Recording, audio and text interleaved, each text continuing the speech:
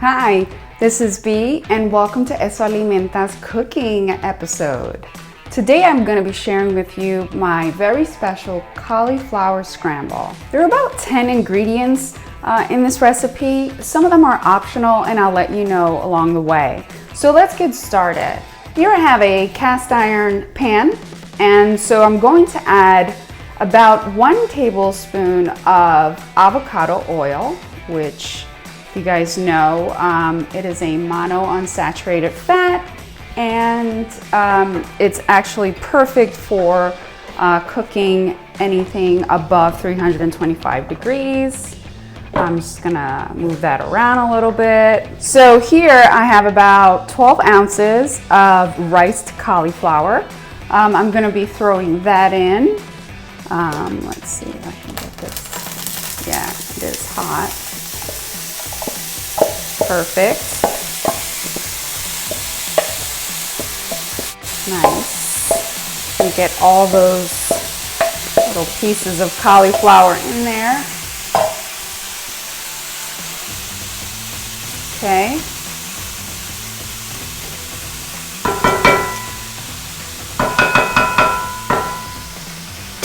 I'm gonna cover it for a little bit just because the cauliflower was actually frozen. I like to buy mine frozen because I'm a little lazy. I don't want to actually go through the process of ricing my cauliflower. It takes forever.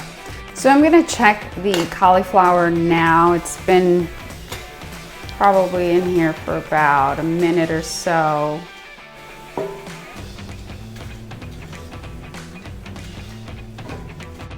Yeah, you can still see there's like little chunks of frozen cauliflower. That's okay.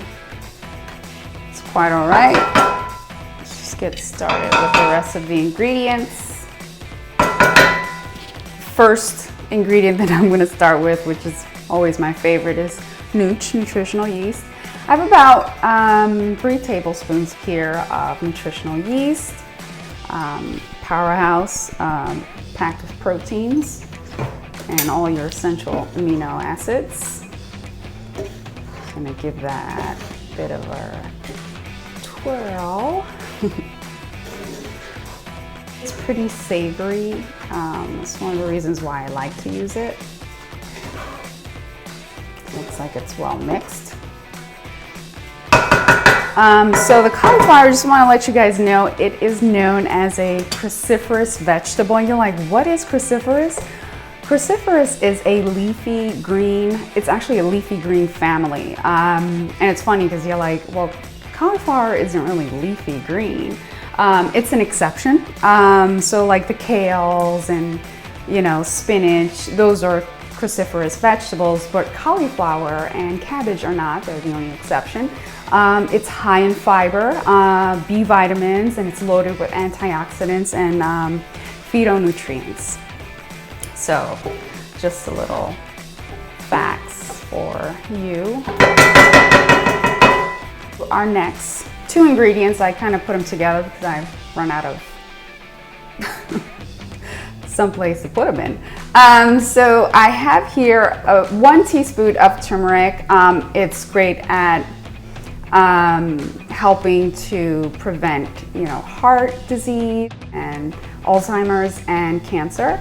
It's just a great little powerhouse of a spice to have. And behind it is just some powdered garlic. I'm gonna put that in there. I don't want to use too much turmeric because turmeric tends to overpower in flavor, and it's a bit bitter.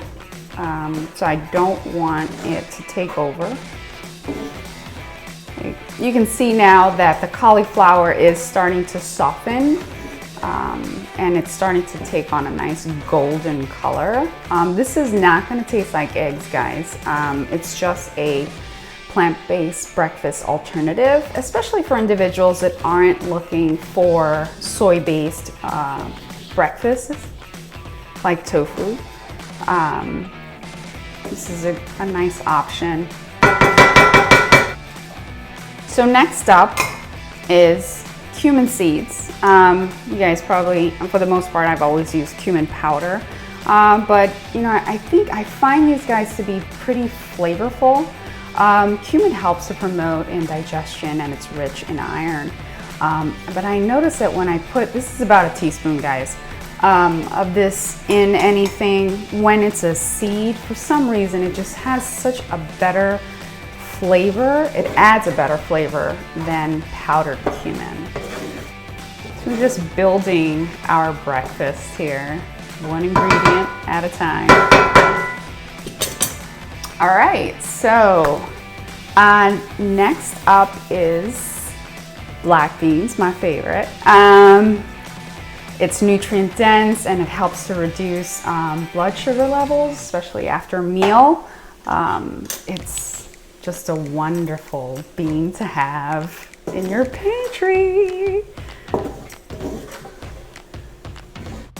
The black beans to me give it a bit of a Spanish flavor, especially when I add the cilantro, which will be coming up shortly. I tend to put that towards the end because I don't want the leaf to actually cook. I just want it to just sweat just a little bit so that it releases some of its delicious flavor. Up next is, and I probably am not going to be pronouncing this correctly, so I apologize. It is kala namak. It's black sulfur salt. Why do I use this? It has that egg smell. So if you know you enjoy and want to reminisce about eating eggs in the morning, this is definitely a salt to use. It actually has less sodium than table salt, and it's, you know, it doesn't promote, you know, the water retention or bloating that normal table salt tends to have or give people. I can smell it. I know you guys can, but I can. It's definitely starting to smell a lot like breakfast. All right, so it's still not totally in there, but that's fine. So that was one of the ingredients that I wanted to mention to you. It's really an option. You don't have to put it in if you don't want that flavor. Another item that is also an option is red pepper flakes. I like them because they give the dish, you know, a nice, you know, spiciness to it. This is half a teaspoon, so an option, both of them. But I'm all about flavor, and you know, adding more levels to your dish is always something that I like to do. See, it has a really nice yellow, nice golden color. Starting to smell a lot like breakfast. All right, so at this point, you probably want to give it a taste. I'm actually going to let that sit for just a second or two because I just kind of want everything to mix in. And this is a video, so I don't want to have you guys having to pause every time just to come back and show you my final product.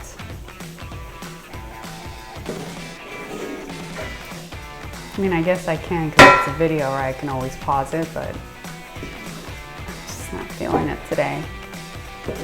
Just want to eat my breakfast. All right, I think that's good. So at this point, I probably want to try some just to make sure that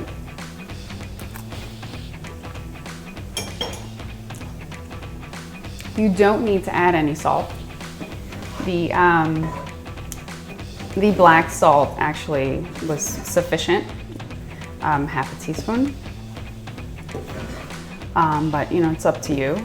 Maybe you want to start with a quarter teaspoon if you are going to use it, just to see whether or not, you know, it's at the level that you want. Awesome. So our last ingredient is going to be cilantro. I have about a tablespoon of it here. I chopped it up, you know, pretty roughly. It's not perfect or whatever. Cilantro, you know, it does have benefits like, you know, that include, you know, anti-cancer effects, you know, the skin health improvements. It does contain some level of vitamin A. I love it. I grew up on it. It's just a tasty ingredient to have, especially for breakfast. Yeah. So that, I think, is all. At this point, if you want, you can actually add some black pepper. Sometimes I do, sometimes I don't. It's up to you. So now you guys have information, or my recipe, even better, on how to make this awesome breakfast dish. I hope you enjoyed watching. If you enjoyed it, please give us a like and subscribe to our channel. Thanks.